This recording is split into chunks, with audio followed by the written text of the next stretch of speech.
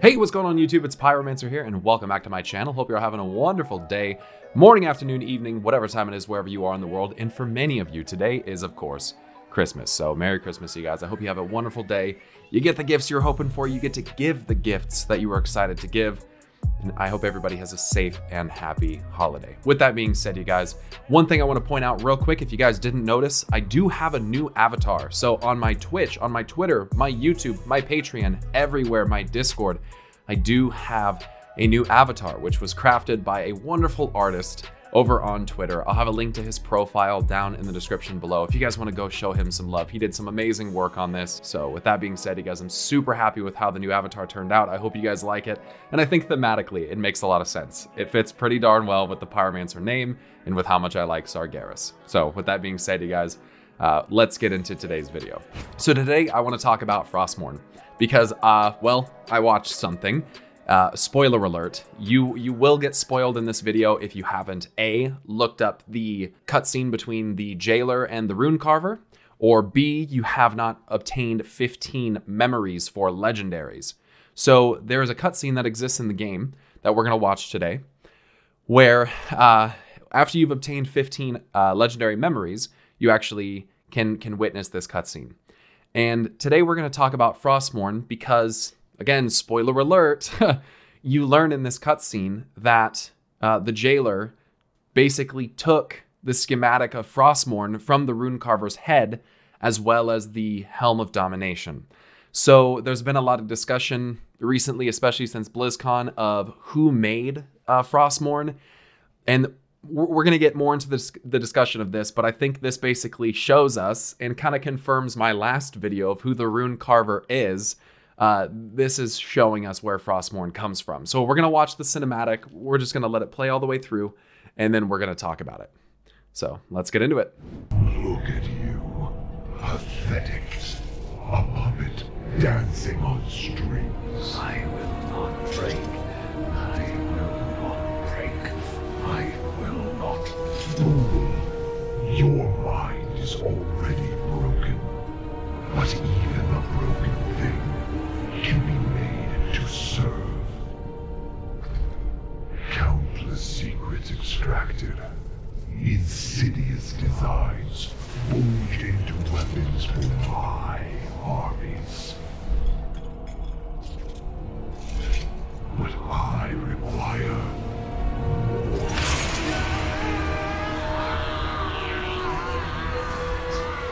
Your grandest desire to claim the final prize. The secret that the first one sought to hide. Yes, your finest morn blade. And a crown fit for the king of the damned. The vessels of domination. As you can see, the jailer has imprisoned this guy, who at this point I am positive is the Primus, and basically has broken his mind. Now, one of the things about being in the Maw is that it has a profound effect on specifically your memories, as kind of does the entire Shadowlands, right? Like, even areas like Revendreth are kind of playing on like your memories in order to either manipulate you or break you or integrate you or assimilate you, whatever that is. But in the Maw, there is a profound effect on your memories. And actually in the Venthyr Covenant's Sanctum, there's an NPC, gosh, I can't remember her name. I should know. But basically she was put into the Maw and it completely fucked her mind up. And things are like hazy for her now. So whomever this is, this kind of starts to explain a couple different things. First off, the jailer is literally extracting memories from this guy. And as he says here in the cinematic, the guy's mind is already broken. A puppet dancing on strings. Calls him pathetic, which is just kind of goes to show me that the jailer doesn't really like who he's got chained up here, which I'm thinking, of course, is the Primus. Tells him, fool, your mind is already broken. But even a broken thing can be made to serve. So that line right there kind of it sort of reminds me of Argus, Sargeras' broken world, being made to serve Sargeras' end. But then he says countless secrets extracted. So the jailer, by this point, whenever this happened, has already taken a lot from, I'm just going to call him the Primus, from the Primus's head. Insidious designs that the Primus has come up with, forged into weapons for Zoval's armies. So really, one of the huge turning points for Zoval fighting back was getting a hold of the Primus. I still don't know how he did that, though. We don't really know how he got him in his possession. But then he says, but I require more. And so from his head, he pulls out a schematic, which is, it's evident what it is, right? So obviously he's in a lot of pain here. Your grandest design to claim the final prize. Okay. Hold on. Let's get the next line. To claim the final prize. The secret that the first one sought to hide. Uh-huh. Okay. That's an interesting line right there. Your finest Mournblade. And that is obviously Frostmourne. Now, he calls it a Mournblade, so I don't know if at this point it's already imbued with the powers of Frost. It kind of looks like it with the particle effects coming off of it there. But this is like the finest creation of the Primus. Frostmourne is a super powerful weapon. So much so that it is literally the finest creation of the Primus, who is a legendary runesmith. And a crown fit for the king of the damned. And then he has the Helm of Domination appear in his hands. Now, this obviously, thematically, matches perfectly with the armor of Zoval, with what he has on him. But here's where things get tricky. And I'm going to get into the first one's comment after this. Things get tricky because we don't really know when this happened. Because these memories, these schematics were pulled from the Primus's head. This could imply something. It could imply that these were already made. So the Helm of Domination and Frostmourne could have actually already been made, and thus these memories are of those things that were crafted. So then if that's the case, where did those go? Well, those obviously somehow made their way to Azeroth, into the hands of the Dreadlords, and into the hands of the Lich King, obviously, with the Helm of Domination, and then, of course, eventually, inevitably, into the hands of Arthas Menethil. But the thing is, we don't know if these were already made and then sent, or taken, or bargained for, or however that worked. And again, most likely by the Dreadlords. Or if it's just something, an idea pulled from the Primus's mind and then crafted by the jailer after the fact.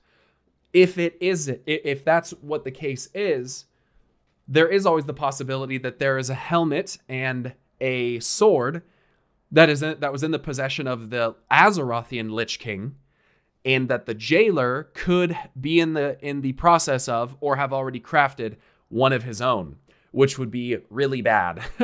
Which would be really, really bad. But considering the fact that the helmet that the Lich King wore had an innate connection to the jailer, I'm thinking that after this cinematic, however long ago this occurred, which could have been, time works different in the Shadowlands, this could have been so long ago, we have no idea, that this was crafted with a connection to Zoval, and that was a way by which he could manipulate the denizens of Azeroth via the Lich King. So I'm thinking that this was crafted after and then sent out. And then so one might ask, well, how did that happen? Well, Zoval, having ancient allies, as according to the Primus, most likely had a deal with Denathrius, which is probably also how Denathrius got Remornia, let's be honest. Had a deal with Denathrius, most likely with the Dreadlords through Denathrius, to get that blade onto Azeroth. Now, the thing about this is what he says is interesting to me. He says, your grandest design to claim the final prize. Oh, geez. We've had a lot of different quotes regarding a prize or the final titan and things like that. Then he says, the secret that the first one sought to hide. Oh boy, dude. There's been a lot of speculation about who the first ones are. And my theory was that it was Azeroth and Argus, and Elune could have been like their child, Light and Shadow, and then a combination of two as their child. But the way he starts talking about this, the final prize is the secret that the first one sought to hide. And when I think about the final Titan being Azeroth, the final prize, when I think back to Antorus the Burning Throne, where we saved Aeonar, and in her cutscene, her introductory cutscene, she says, I remember fleeing to keep him from his prize, talking about Sargeras, who wanted to claim the final Titan. And we start looking at these words that are being used to describe this. It's making me second guess who the first ones are. Because you have the Clockmaker, as referred to by Ian, who's above even the first ones, presumably. And we have this idea put into our heads because of the Winter Queen and because of Ysera. And we know that there are parallels that exist between the Death Pantheon and the Pantheon of the Titans. We have this idea that maybe this Death Pantheon could be, in some capacity, related to the Titan Pantheon. I mean, you have Echo of Aeonar that exists as a legendary item for Ardenweald. You have Echo of Norgannon that exists for, I believe that is the Venthyr. So this realm has definitely been touched by the Titans. This realm knows of the Titans. So it's kind of making me think, did the Titans maybe come before the Eternal Ones? Because these realms that the Eternal Ones exist in are seemingly, they're allegedly extensions of these Eternal Ones. But then there's little hints throughout the game that, especially in the Ardenweald campaign, suggest that maybe these realms like Ardenweald existed before the Eternal Ones like the Winter Queen came around and shaped them and changed them to how they are, which would be very funny because that's kind of how the Titans act too. Things exist, but then they show up and they change them and they order them to how they want them to be. But then I also think of how the Titans treated Azeroth, where they showed up and they tried to save Azeroth, allegedly, right? They put in all this infrastructure, they shape it, they mold it, and then they leave. And then when you look back to the older world map, where you zoom all the way out and you see Draenor and you see Azeroth, right? Azeroth used to, the imagery used to be, Aman'Thul was there doing something to Azeroth, and there was this shroud around it, which I've referred to in the past as the veil, which has been broken. And now we're starting to see that that's become the case. So when I hear about the secret that the first ones sought to hide, and the jailer doing this to claim the final prize, and then we get quotes throughout the Maw in the introductory scenarios where you hear the jailer say things like, death comes for the soul of your world, that's starting to make me think that the first ones are the Titans. And I kind of don't want it to be that, but that's kind of what it sounds like. The verbiage used here, the first ones seeking to hide this secret, and the final prize is just I can't get away from thinking about Azeroth. Because ultimately, as important as the Shadowlands is, Azeroth is the penultimate of the game still. She's our planet. She's what everybody seems to be after. The Titans, the Old Gods, the Burning Legion, seemingly now the Jailer and Death. Everyone seems to be vying for Azeroth. So this idea that Frostmourne in the Helm of Domination, which are basically confirmed to have come from the Primus now, this essentially could have been used as a weapon by which the Legion and the Jailer could gain dominion of Azeroth. And this is just crazy. This is just a cinematic in the game for when you get 15 legendaries. What the fuck? That's nuts. So basically, the questions start to become, how long ago did the Primus actually get captured? Because it seems like Maldraxxus went into disarray after the Primus disappeared, obviously. But the Primus doesn't really seem like the kind of guy you can just go talk to. You can't just walk up to the Primus and be like, what's up, bro? It's been a minute. You have to request an audience with the Winter Queen. You have to request an audience with the Archon.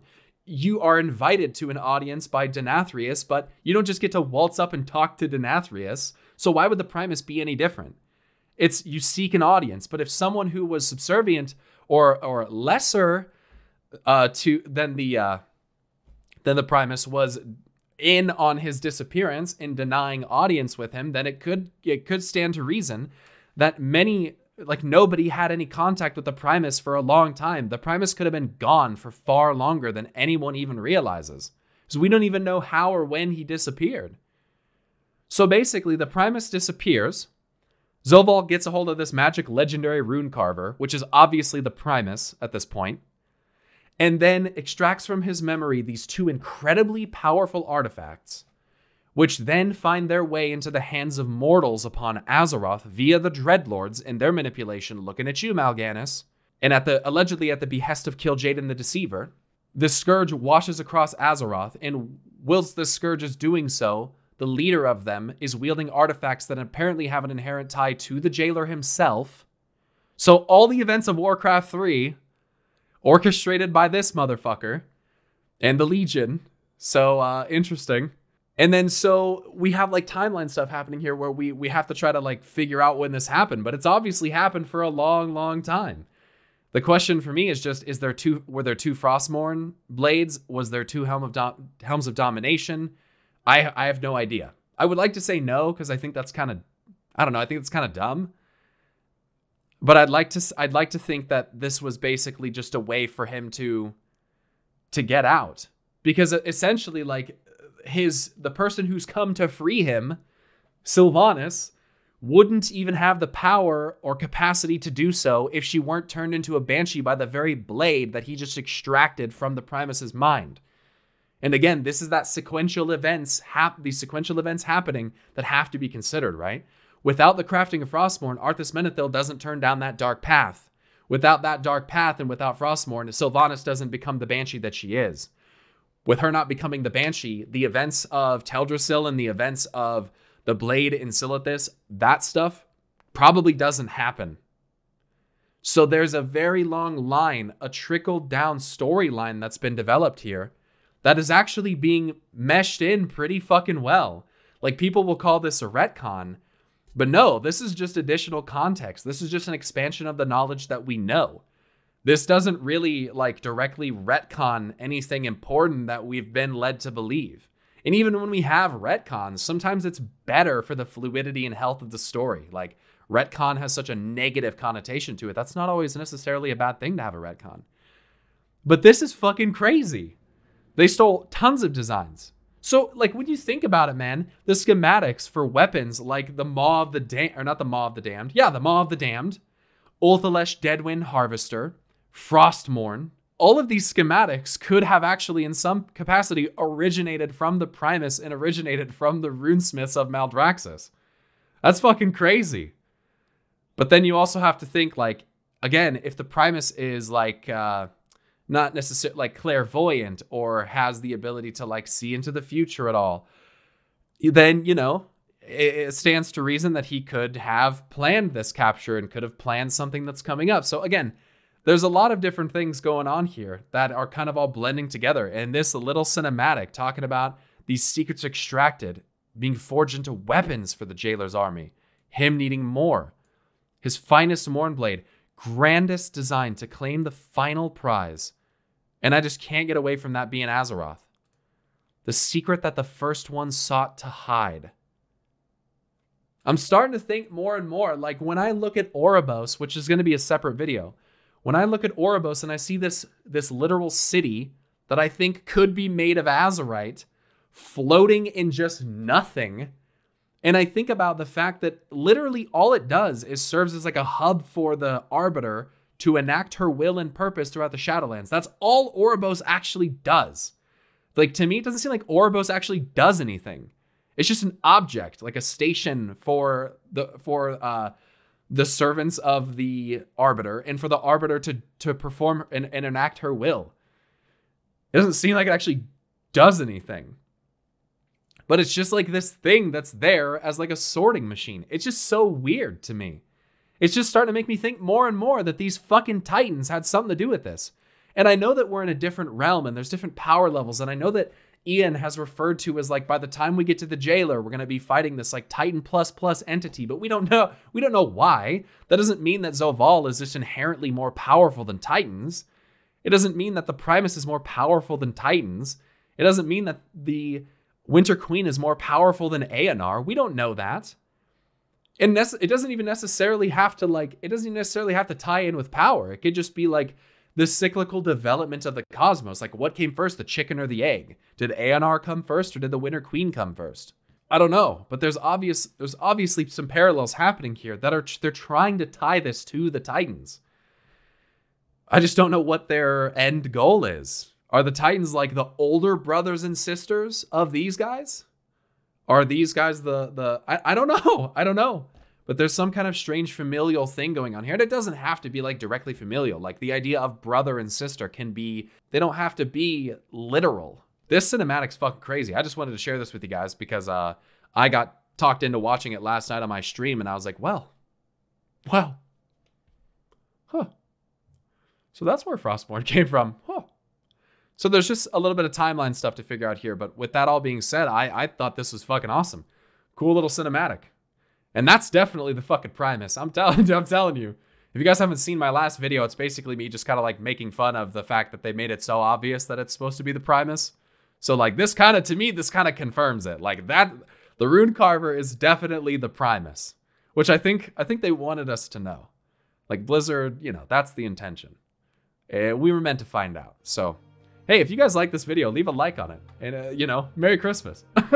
This is a fun little video. If you enjoyed here, please make sure to subscribe, guys. Help me get to 100,000 subs. You hitting that subscription button is the only way to make it happen. I don't care if you never watch the videos again, dude. Just hit that sub and just help me out, guys. That'd be so appreciated. Hey, quick shout out to my patrons. You guys are awesome. Hope you guys all have a wonderful Christmas. That goes for everybody. And thanks again to Antonio for doing this amazing new avatar for the channel. I hope you guys like it. You guys have a wonderful rest of your day. Thank you so much for watching this video. Stay awesome, and until next time, I will see you guys later. Peace!